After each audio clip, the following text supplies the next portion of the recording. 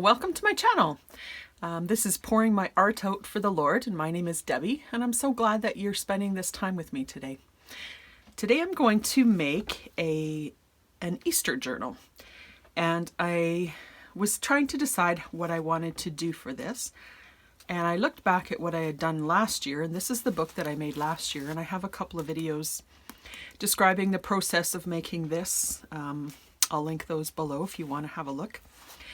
But I'm going to make something kind of similar, but kind of not similar. So I'm just going to show you a little bit, just a quick refresher of what this book looks like. So it is a flip that is, I don't know if this is all going to be in frame or not, but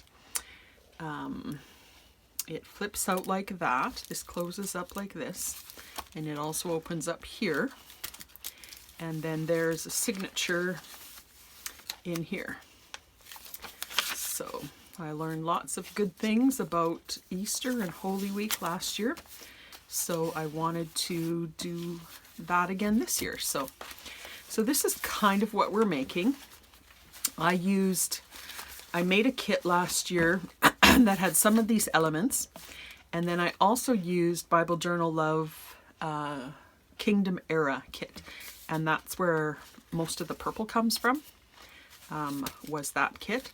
So if you're interested in this original one, go back and look at those videos and see what I did.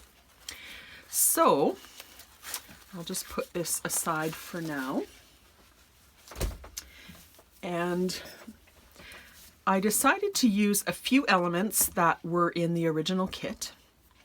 So I used a couple of the different journal cards, a library pocket, these tickets that had scripture on them, 4 stamps, cross, some of these word labels, He is risen. I like the stonework on this one. So I have this in my original kit, if you're interested in this. And then what I did is I made a new kit with some new images, and I have 4 journal page, feature page images, and then 4 background pages. So this is one of the feature images. They've got kind of a clean feel to them. I didn't want it super busy. I don't know, for Easter I just wanted a little bit of calm, I guess. So I have some beautiful florals and a watering pitcher, a couple of birds there, and here's another little watering can with some butterflies and florals there. Here's the cross with some white Easter lilies. Here's a different kind of cross with a big image of an Easter lily there and a pinkish Easter lily there. And then there's this one that is another cross with a bunch of florals. And I'm going to put these in my journal, so I'm going to fold them in half so you'll see half of this at one time.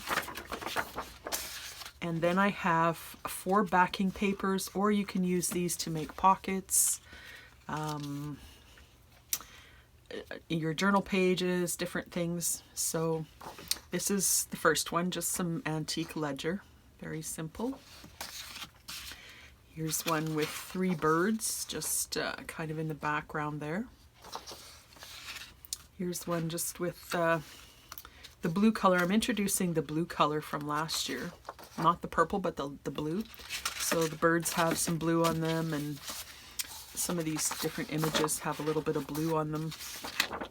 It's a little bit of blue there, so I'm bringing the blue back. So this one has a little bit of text and some crosses, some patterns in the background. I love that blue. And then this is a music page, just a plain subdued music page. So those are the background pages. And then I also have one new page of ephemera with the new kit.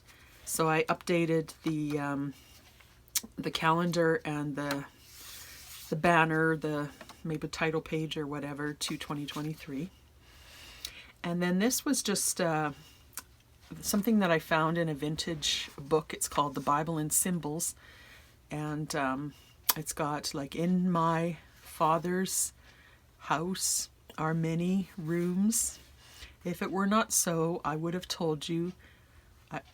I go to prepare a place for you. And then that's John 14:2.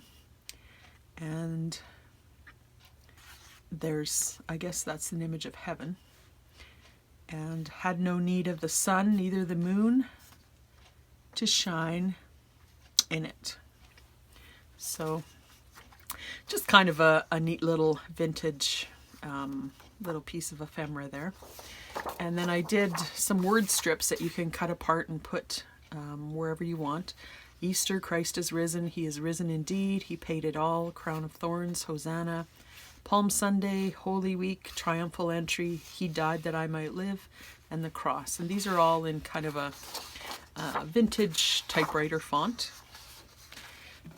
And then I have some pages that I found, some vintage Easter cards. And these are not part of the kit, but if you purchase the kit, I will give you links to exactly what I used for all of these different things. So I have, these are from some different places. So these are all just vintage Easter cards, I guess. And these ones are not, the compilations are not in the public domain. The individual images probably are, but so the arrangements are not in the public domain. They're for personal use, so I'll provide the links, but I'm not going to provide the images for these. So really, really nice images. I just love them. So I'm going to use these as journaling cards. I'm not sure if I'm going to use them all. I'm going to try to.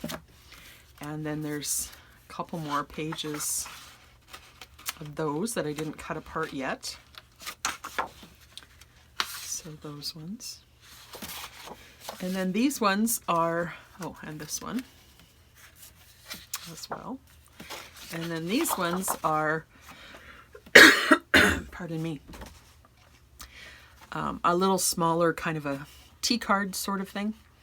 And these ones were from another website. So just some sweet Easter images there as well. And then from another website, I found some vintage hymns, Easter hymns. So Christ arose, Christ the Lord is risen today, he paid it all, Jesus paid it all, and the old rugged cross. So I'm going to use those in the journal. And then I have 5 pieces, or 3 pieces I think, or I don't know, a few pieces of coffee dyed paper. I'm not sure what I'm going to use yet. And then I have an envelope, which is the structure of how I made the other journal. So if you're interested in that, hang around. And I'm not going to give a complete 100% tutorial because that's just not my style. I don't like to do like an hour-long tutorial for everything. But I'll hop in and out and show you my progress, and I'll for sure show you, you know, how to make the main structure and things like that. But some of the decorating I'll just do and then show you what I've done. So if you're interested in the journal, just hang on and here we go. Okay, so here's my envelope. My envelope measures 9 by 12. It's just a standard large size envelope. And what I've done to start is I've cut a sliver off the top and bottom. I know that my digitals are 8.5 inches by 11 inches. So I wanted just a small little border on all sides. If you are printing without, with borders, cut your digitals first and see what you have for a size, or if your printer prints a different size. Measure your digitals. Mine is exactly, I did borderless, and it's exactly 8.5 by 11. So I cut this off to be 8 3/4. I wanted 8.5 plus a 1/4 inch So that'll be an 1/8 inch on both sides. So I just cut off this from both sides. And then I wanted the length to be, I know my digital is 11 inches, and I wanted to be 1/4 inch longer than that. So that's 11 1/4 inches. So I have an 1/8 of an inch border all around. So what I did is I scored my page at 11 1/4. So this side will fold back. This you can cut off. I think I'm just going to fold it back just to reinforce that edge. And then when I scored this side at 11 3/4, or 11 1/4, sorry, I made this score mark, and I'm just going to fold that part back. So now I have 8 3/4 by 11 1/4. And that will perfectly give me just a nice border all around for my digitals. Okay, hopefully that makes sense. So I have one long piece because I cut off the top and the bottom, and I've folded in this side. I can make a little flap, I can make a pocket. I'll decide what I'm going to do with that in a second. And then this part I'm just going to fold in and attach just for some structure. And then the only other thing that I did is I scored this in half. So because this is 11 1/4, half would be 5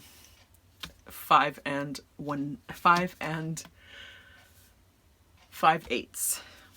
Get that right. But actually what I did is I just took this edge and I lined it up with there and folded, and I turned it over and I lined up this edge and folded it, so I know that it's exactly right.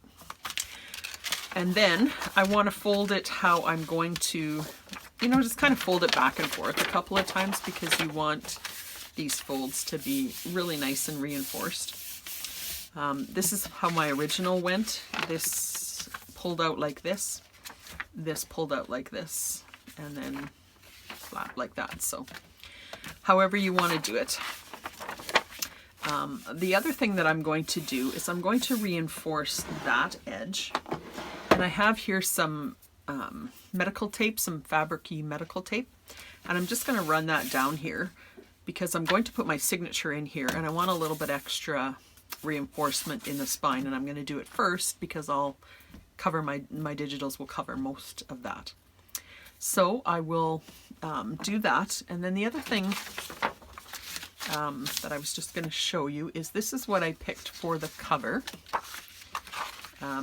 This page will be the cover and the back. So it will look something like this in the cover and something like this on the back. And this will be my book plate for the cover. So I like how that looks with the cross. So just try out the different digitals and decide what you want for your cover. And I'm going to attach that medical tape. I'm going to attach this, and then I'll come back and show you what I'm doing next.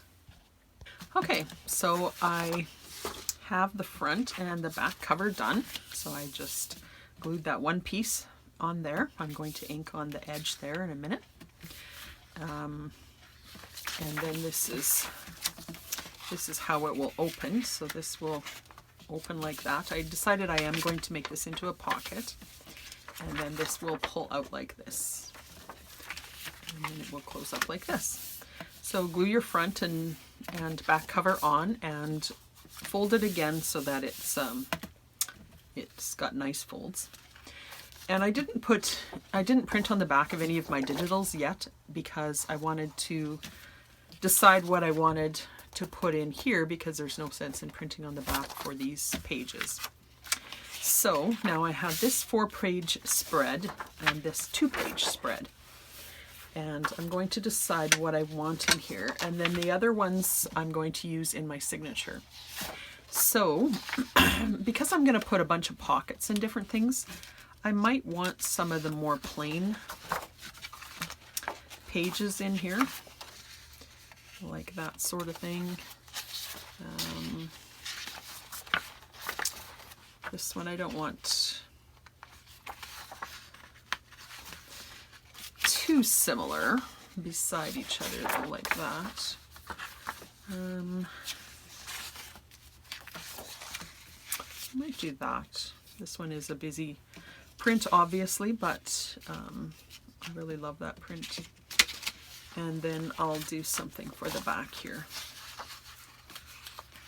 And this might be a nice one here because it does have a, mind you, I'm going to put pockets in the signature too. So this is the hardest part, just figuring out what you're going to do. So I'll figure out what I'm going to do, and I'm going to glue one digital here, one digital here, one digital here, fold up everything in the middle, use my bone folder to crease everything, and then I'm going to ink all the edges around, and then I'll come back and show you what I've done. Okay, so I got that part done. So this is what it looks like at this point. A couple things I learned.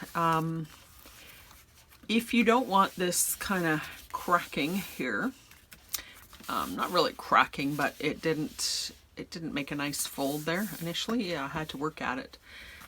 What you can do is you can split these, and I think I did that in the first one.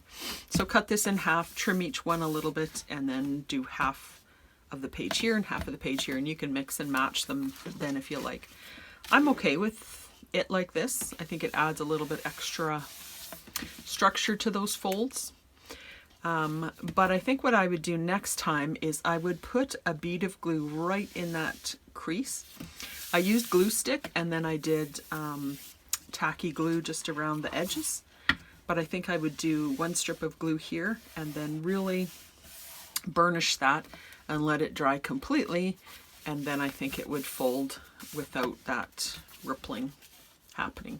But I think it turned out well. You know, work on your folds a little bit here and there, make sure everything folds up really nicely. I don't know how this is going to close when I get everything in there, but of course I'm going to put some sort of a closure on it, probably similar to what I did the first time. And then I covered this pocket with some of the music paper and just glued it on these two sides to make a pocket there. So that's what I've done for that so far. I assembled a signature. So I had a couple of digitals left, and I printed on the back just some lined paper. Then I did these hymn sheets, and these ones were a little bit smaller because I had borders around them, which I'm good with. I like having a little variation. I'll probably do a little bit more, you know, on the edge and different things here, but this is just the basic signature for now. What I did on the back of these and all of my ephemera is I took my, and I've showed this a few times, so I'm not going to show it this time, but I make a strong coffee, about 3/4 of a cup of water to, I don't know if this is even, yeah, I think about 3/4 of a cup of water to about a teaspoon and a half of coffee. But you want it really strong because when you're doing it on the back of a digital, you don't want it to get too wet because then it'll blur the digital here. Unless you're using permanent ink of some sort like a laser printer, then it'll be fine. But because I'm using inkjet, I just want it really quick and not too wet. So the stronger the better. This is just some regular coffee dyed paper I had before. This is just a piece of lined paper. Here's another one of my digitals. Again, I printed lines on the back. Here's a doily. Another piece of just coffee paper. And here's my other hymn sheet. So that's my signature. So I have 1, 2, 3, 4, 5, 6, 7 sheets plus the doily. And I think that's lots because I'll put pockets and things in there. So that will be sewn in right into the center here. So half on that side, half on this side. This is where we put the tape. You can't even see it anymore, but I'm going to sew it in right there. And then that will close like that, and that will close like this. See how it's starting to... I could have put a spine on here, but I actually kind of like how it squishes like that for this type of journal. I've done many spine journals as well, but this one I just wanted to be kind of a squishy one. So I've done, I've shown you how to just sew signatures in before, and I'm sure you've seen that in other places, so I'm going to go ahead and do that off camera. I also inked around everything, all of the centers and all of the edges and everything, so everything is inked and ready to go. I'll show you when I come back, because I'm not sure exactly what I'm going to do, but when I sewed in the signature for this one, I used one piece of ribbon, and this was like a thick wire ribbon, to sew in the signature and also make my closure. So I started on the outside, and I have a video that shows you how to do, when I did this, I show you exactly how to do this, but so I end up on the outside after sewing in my signature, and then that becomes my closure as well on here. So I think I'm going to do something similar. I'll see what I can find in my stash that might work for that. And then I took my pile of ephemera, and like I said, I coffee dyed everything on the back. So this is all my pile of journal cards. I did the backs of these. I think I'm going to make little envelope pouches with this last digital. This one I coffee dyed as just a, I'm not sure what I'm going to do with this, maybe just a piece of, I'll tri-fold it or something. And then I have these pieces of ephemera, which I have not cut out yet. So I'm not sure if I'm just going to make them all journal cards, or I'm going to do a little booklet or something. I don't know. We'll cross that bridge when we come to it. So I am going to sew in my signature, and I think that's it, and then I'll come back and we'll see what's next. Okay, I've got my signature in. I found some just beige seam binding, and I dyed it with some Distress inks. You can see the evidence of that.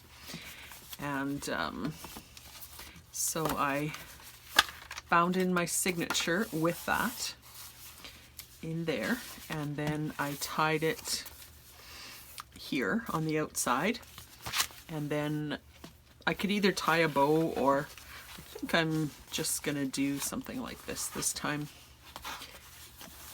And I might put maybe some little beads or something there. If I put this on the front somewhere, I'll have to put some blue somewhere else just to kind of draw the blue out, because it looks a little bit odd there. So I think I'm going to leave this video here now. I'm going to go work on my ephemera, my pockets, and different things. And then I'll do a second video, and I'll do a flip through and explain a few things that that I did with it, and show you the final result. So if you want to work along with me, go grab the kit. The kit will have all the links to all the external ephemera that I picked up, and all of the details. So check in the description below and see what that's all about if you want to check that out. And let's get ready for Easter. Thanks, friends. See you in the next video.